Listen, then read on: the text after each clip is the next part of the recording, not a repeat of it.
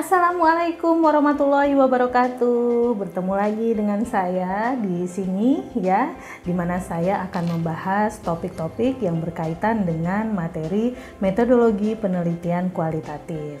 Nah, apa kabar teman-teman semua? Semoga senantiasa sehat, semoga tetap terus semangat belajar, dan yang paling penting adalah bagaimana untuk menjaga semangat itu ketika kita harus belajar secara online.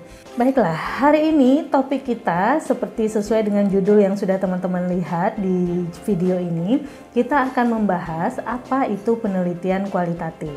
Di mana sebelumnya kita sudah membahas tentang penelitian, kita sudah membahas tentang paradigma, kemudian apa-apa saja paradigma ilmu pengetahuan. Maka hari ini kita akan masuk kepada apa itu penelitian kualitatif. Nah, yang paling penting dalam penelitian kualitatif ini ada paradigma tentunya yang melandasi dan kemudian menjadi dasar bagaimana penelitian kualitatif tersebut bekerja. Oke, pertanyaan pertama yang sering sekali kita dengar ketika mendengarkan kata riset kualitatif adalah mengapa sih kita harus melakukan riset kualitatif, dan yang paling sering lagi adalah mengapa harus menggunakan riset kualitatif. Nah, jawaban dari segala macam pertanyaan tadi pun sebenarnya juga cukup beragam. Akan tetapi salah satu alasannya yang bisa menjawab mengapa kita melakukan penelitian kualitatif adalah karena penelitian ini memusatkan pada penyelidikan terhadap cara manusia memaknai kehidupan sosial mereka.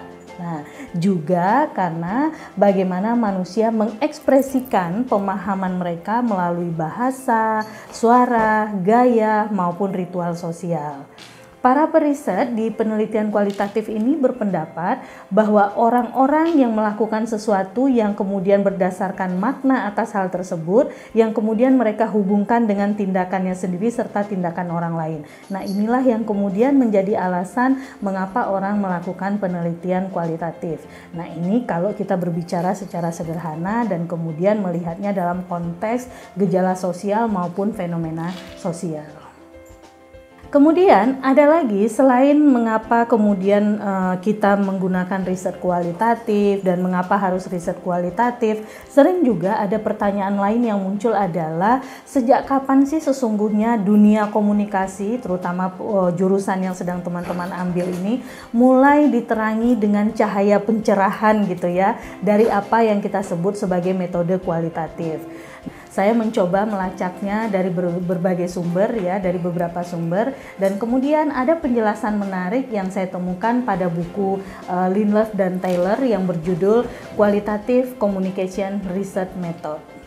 Di dalam buku yang saya baca ini, terutama pada poin pengantarnya, disampaikan bahwa visi terhadap riset kualitatif itu diawali oleh James Carey tahun 1975. Nah, di mana Carey sebagaimana kita tahu merupakan salah seorang teoretikus di bidang komunikasi yang sangat kuat dipengaruhi oleh tradisi cultural studies Amerika. Nah, tulisan Carey saat itu menyoal dominasi paradigma positivistik dalam riset-riset komunikasi.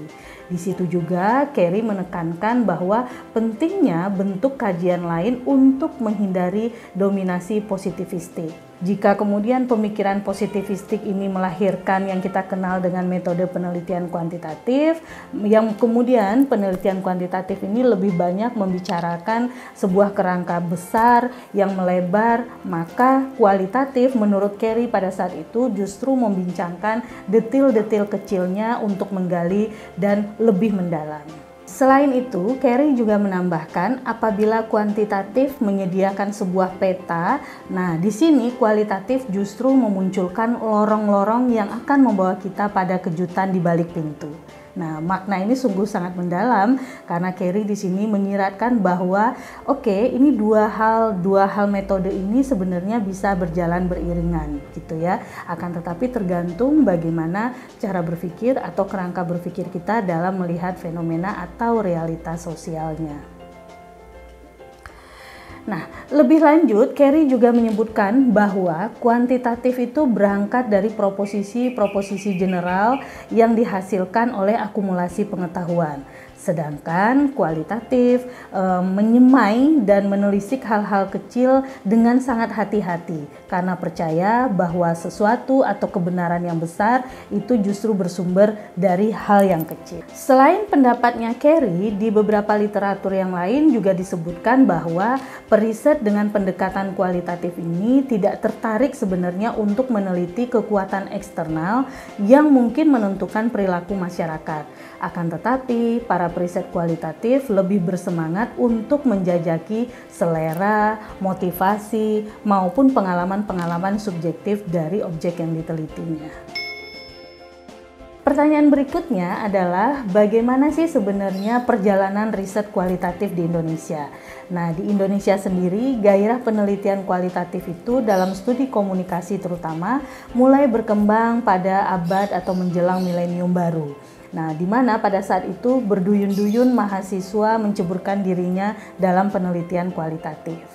Sayangnya, tidak semua kemudian dibekali dengan pemahaman memadai ihwal prinsip metodologi penelitian kualitatif.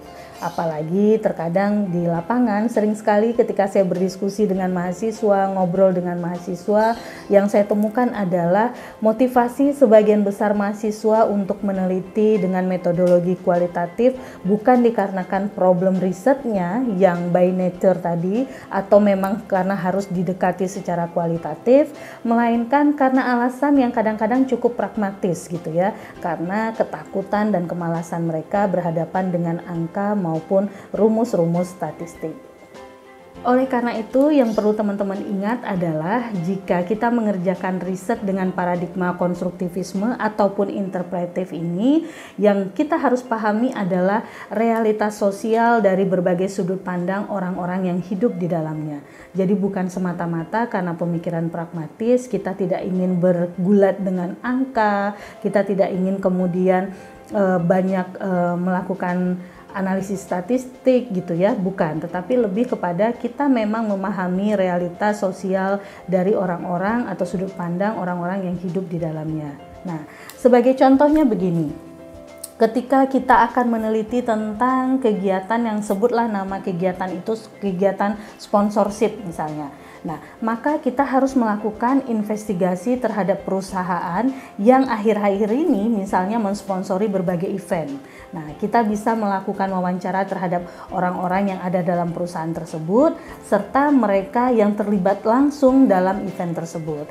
Nah, termasuk di dalamnya bisa juga khalayaknya, nah siapapun orang-orang yang berkaitan dengan aktivitas event tersebut.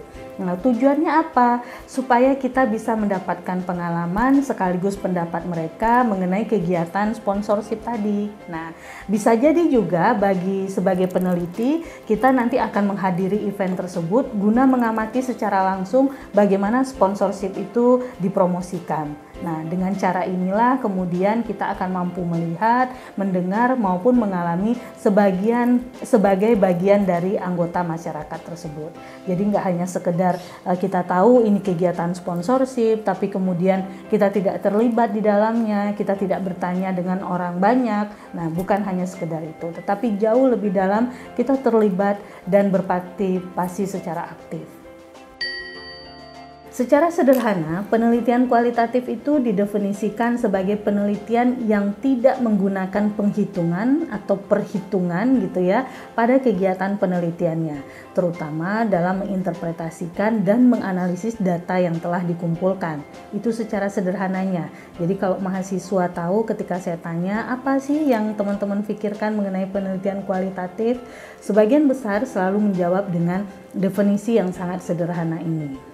Beberapa definisi penelitian kualitatif yang lain seperti disebutkan oleh beberapa literatur yang berkaitan dengan buku-buku penelitian, di mana penelitian kualitatif ini adalah penelitian yang bermaksud untuk memahami fenomena tentang apa yang dialami oleh subjek penelitian. Misalnya perilakunya kah, persepsinya kah, motivasi, tindakan, dan lain sebagainya yang secara holistik dan dengan cara deskripsi dalam bentuk kata-kata dan bahasa pada suatu konteks khusus yang alamiah dan dengan memanfaatkan beragam metode alamiah pula.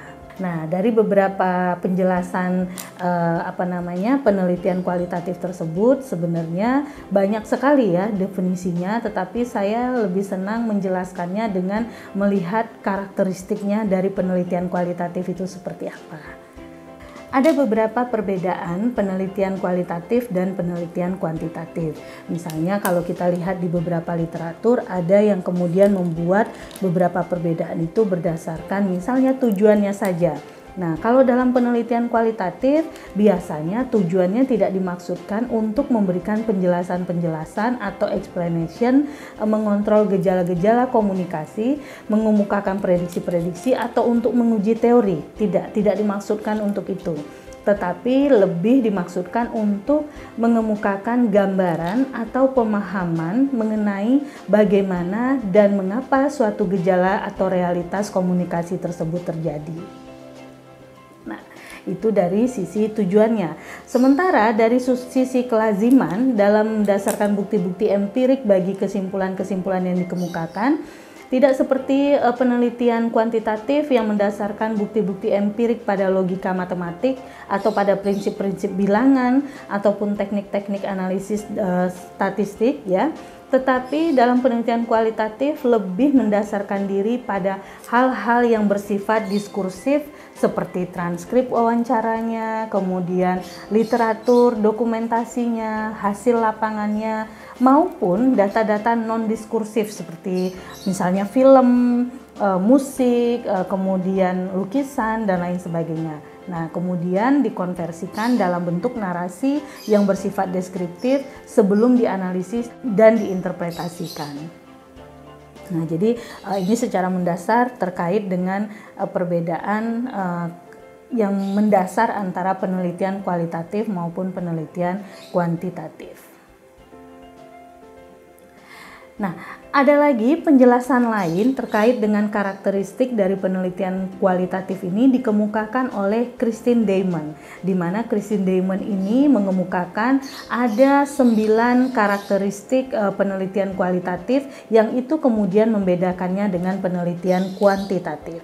Nah, karakteristik yang pertama adalah kata. Nah, di dalam penelitian kualitatif berfokusnya pada kata, bukannya angka, walaupun ada kalanya angka digunakan untuk menandai frekuensi kehadiran suatu tema dalam transkrip maupun untuk menentukan terjadinya tindakan tertentu. Jadi boleh ada angka, tetapi hanya saja ini lebih kepada menunjukkan seberapa banyak frekuensi kemunculan atau data yang muncul di setiap topik atau tema. Nah, kemudian yang kedua, karakteristik yang kedua adalah keterlibatan peneliti.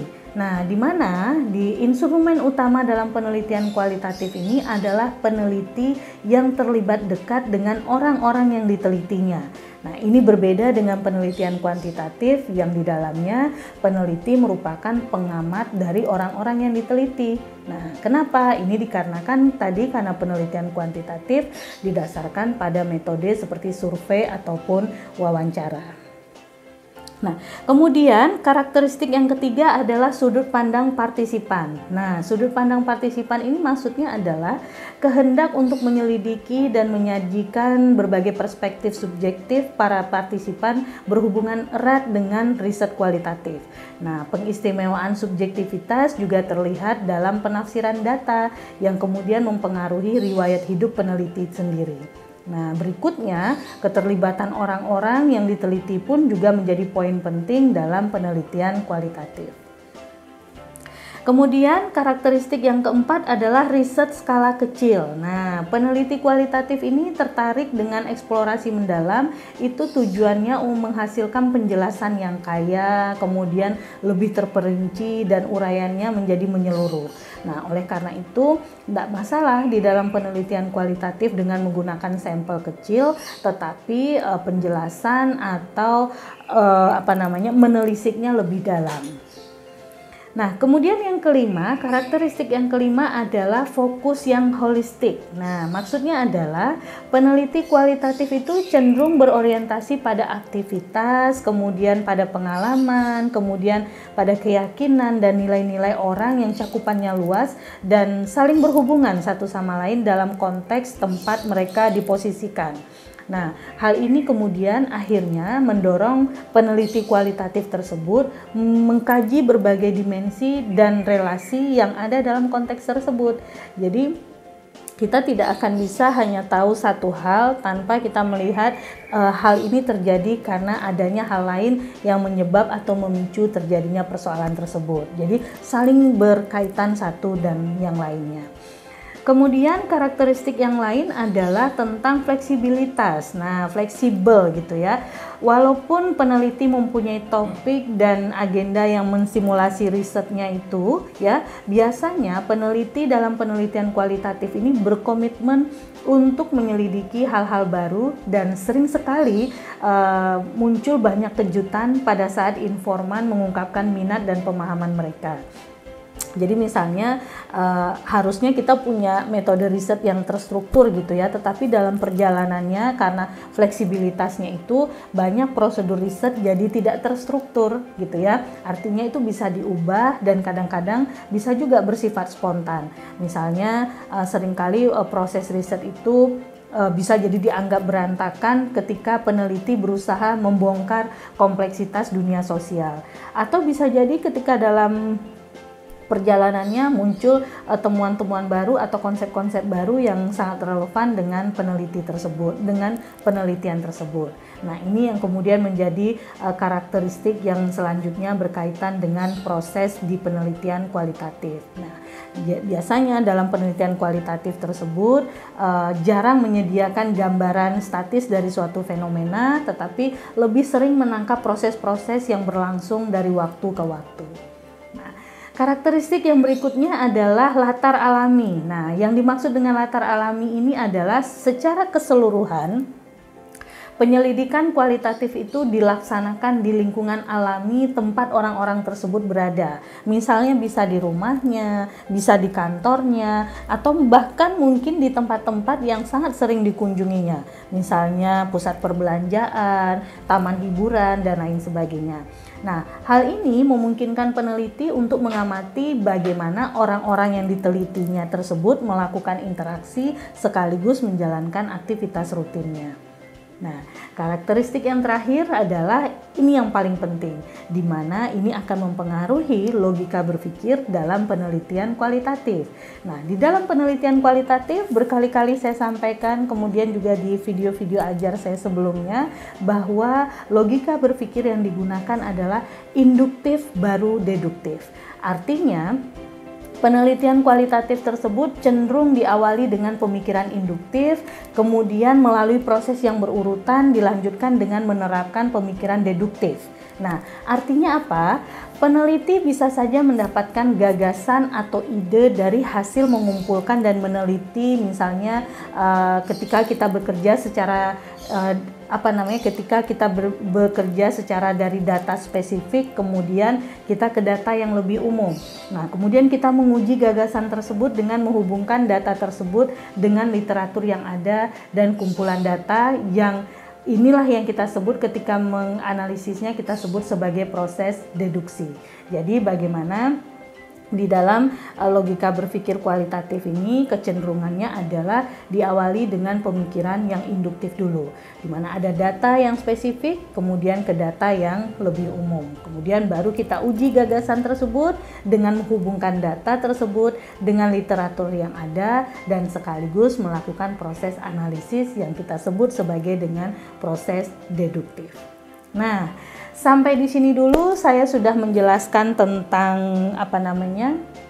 sejarah bagaimana penelitian kualitatif tersebut. Kemudian saya juga menjelaskan tentang bagaimana perjalanan penelitian kualitatif di Indonesia, dan saya juga menjelaskan tentang definisi serta karakteristik penelitian kualitatif.